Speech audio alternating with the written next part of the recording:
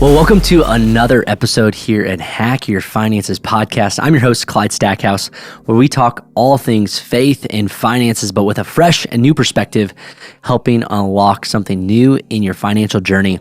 And today, I'm pumped. We have a super exciting topic to dive into today. As we move into 2024, I love the ability to grab a hold of a word for the year. Or kind of like an ethos that you feel like is going to be a thing for you. And as I thought about Hack Your Finances, and as I thought about people that are tuning into this podcast, I wanted to share a word that I believe is for some people. And it's that 2024 is the year of more for you.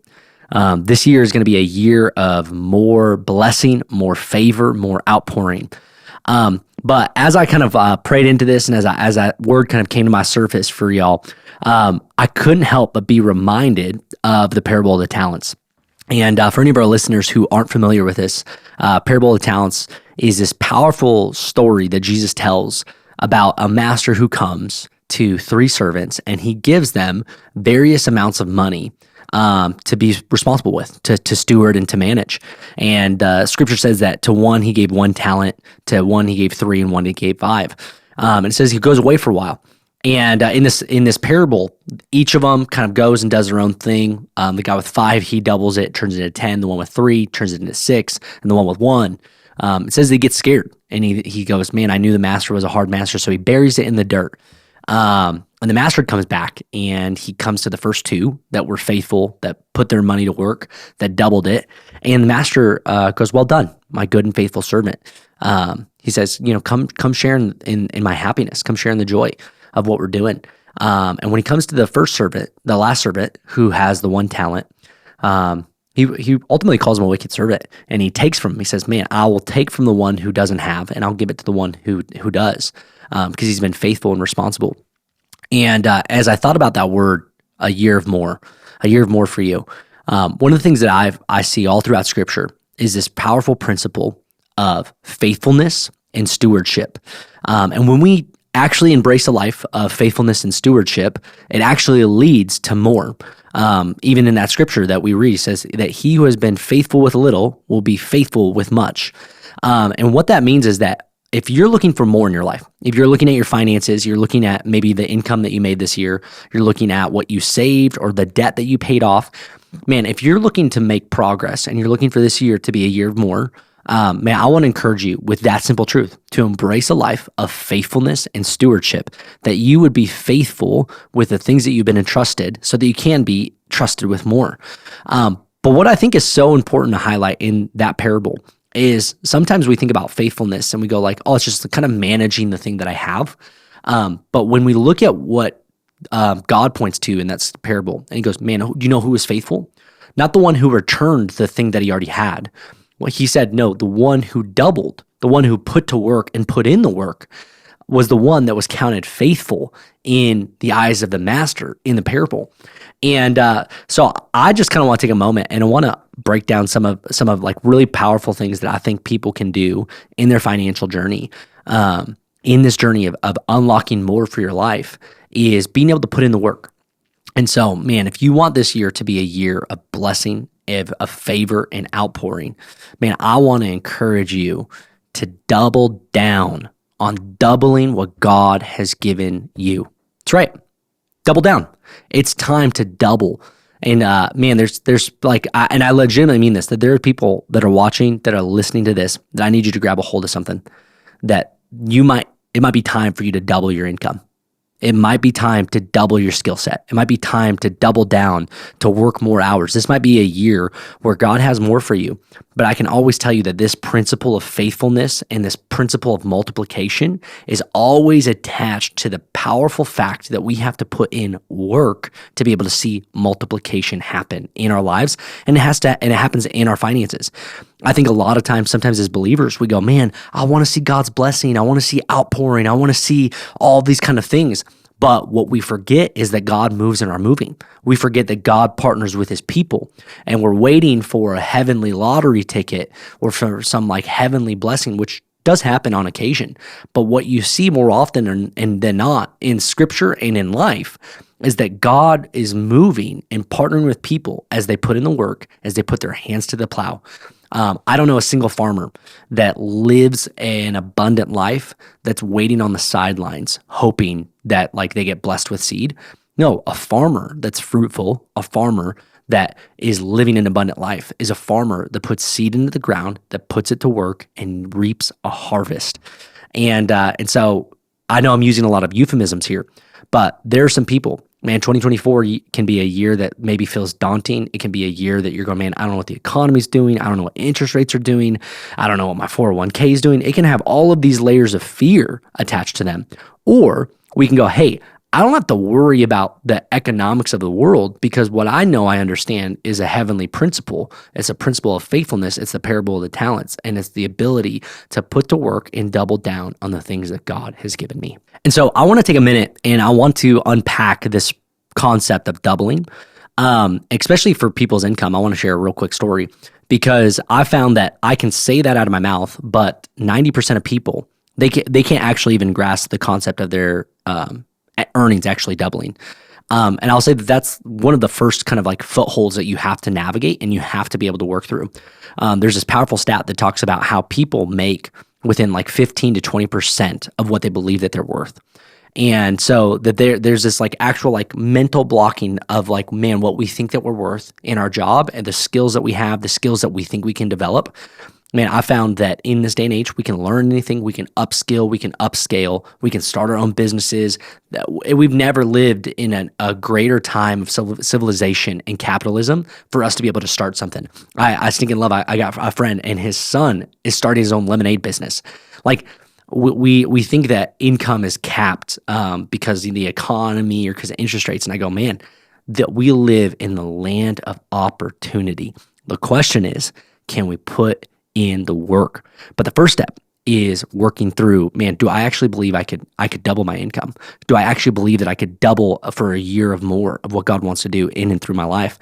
And man, I remember the first time I was faced with this question that I had my salary. I was working at UNMC as a comp specialist, level 1. And man, I thought I was making amazing, great money. And I remember just an opportunity came up for a new role, a new opportunity with a new company. And I was doubling my salary. And I was like, man, I can't even fathom the thought of making that amount of money.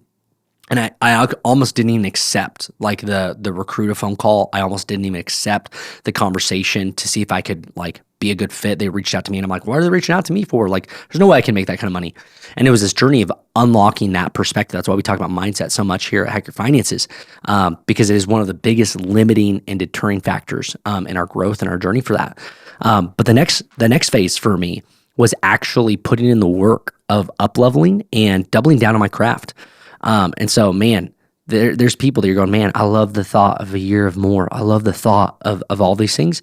And I'm going, man, do you love the thought of putting in the work? Do you love the thought of growing yourself? And man, there's nothing that can replace hard work. There's nothing that can replace actually putting your hands to the plow. And so, for myself, it was multiple hours of networking. It was diving into some like certifications and taking like sub classes on the side to grow myself.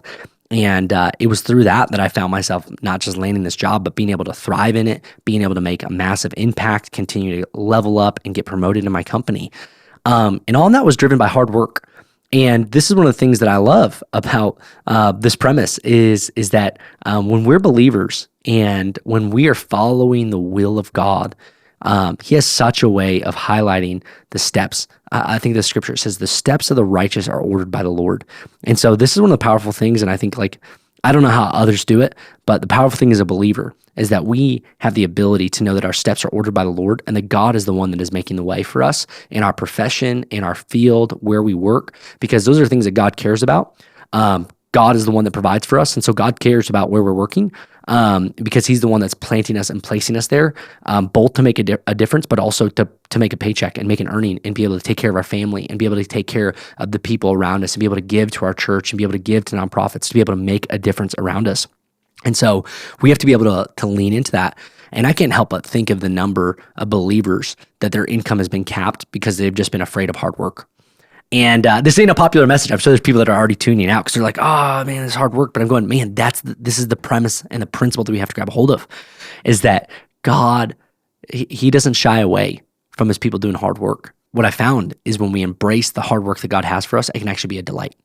That we find a joy in being able to put our hands to the plow. We get a joy behind the thing that we're a part of.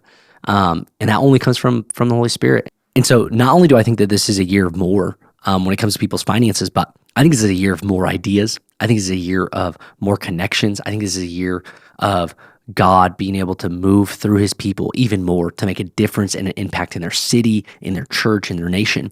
And the question is, will we have eyes to see what God's trying to do? Will we have ears to hear, to be obedient to it? And will we have the courage to step out in faith? And man, I pray that there are people that are listening to this podcast, they get some more God ideas of things to walk out in their lives, and those ideas wouldn't just sit in their brain or sit in their heart or maybe sit on a Word document of an idea of a business they wanted to start or the impact they want to make, but they would actually start to put their hands to the plow. And so this is my call to action. This is my encouragement. And this is the whole point of this podcast, is to continue to stir in you to embrace the thing that God has for you. And we don't work for our salvation. You know what I mean? Like, that's something that Jesus paid for in full price. But these principles, parable of the talent, parable of generosity, that the world of generosity grows larger and larger, these are principles that are played out with our participation. So let me say it again. These are principles that are played out through our participation. So they only happen when we are a part of them, that we embrace them. It's a simple if-then statement. If you, then God. And so often we're hoping that the then statement just kicks in without us doing something. And God's going, no, first you, then God. And so, man, start asking and inviting God, man, I want this to be a year of more. God, give me more ideas. And I'm praying that over Hack Your Finances. Well, I know I got this to be faithful with, and my job, my family, I've got all these things to manage, but I'm going, God, grow my thinking, grow my ideas. God, give me ideas on how to be more effective with my time. God, give me more ideas on how to stretch moments with my family and make them even better. God, give me ideas on how to date my wife better than I'm doing.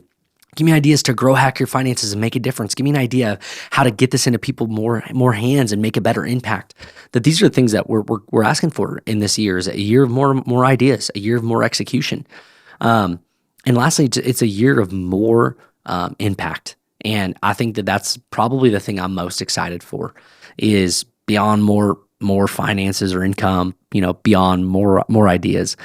Both of those, the reason for them is to make an impact. And I pray that this is a year of more impact in and through my life, in and through your life. And that is walked out through simple obedience and faith.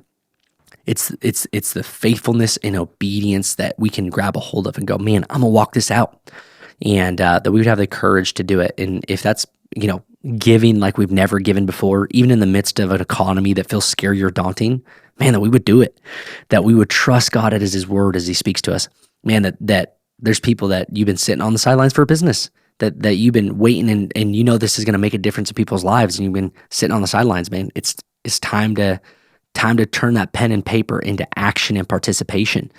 And I really believe that this is going to be a year of more for believers, a year of more for people that are listening to this podcast, and I'm just so pumped to see God work it out. Because it's not by our strength, it's not by our power, but it is by our participation. And that's something that we get to partake in. And we see so clearly in the parable of the talents, and I pray that we see so clearly in our own lives as we begin to walk it out in the weeks and months to come. And so I don't know about you, but I'm jacked. I'm feeling super pumped for this year, 2024. Man, I feel it in the air. Like I literally look at the world and I go, man, everyone's running scared. Everyone's going, I don't know. And I'm going, it's never felt more clear to me. Like, now's the time. And maybe it's easy for me because I'm in this seat, and it's easy for me to look at it with optimism. But I pray that you'd grab a hold of some of this faith for yourself, and you go, no, this is a year of more. This isn't a year of contraction. This isn't a year of running away scared. This isn't a year to figure out how to dumb down our product. This isn't a year to back off, but this is a year to double down, to build, to be faithful, to participate in the principles that God has. This would be a year that we double what we've got, because it's the thing we've been entrusted with. And there's business owners that are watching this, and I'm believing you're going to double your revenue this year. You're going to double it in the name of Jesus. There's people that you've been stuck at the job and you've been afraid to step out of the boat. It's time to step out of the boat and double that income. Go make double the impact that you can make in your giving and your tithe and your family and a difference. And I'm just pumped, man. And I hope you grab a hold of that. I hope you hear that in my heart and the conviction that I have. And the reason why I have that is has nothing to do with my work. It's funny. I'm talking about work, right? I'm talking about putting your hand to the plow. I'm talking about the things that you need to do.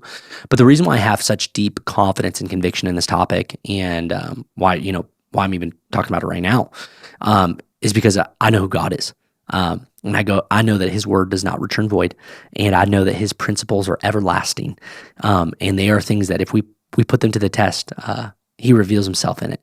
And so I know that if you put this to the test, you're going to see God move. And I believe that in the name of Jesus. And so, hey, I hope this quick episode has encouraged you.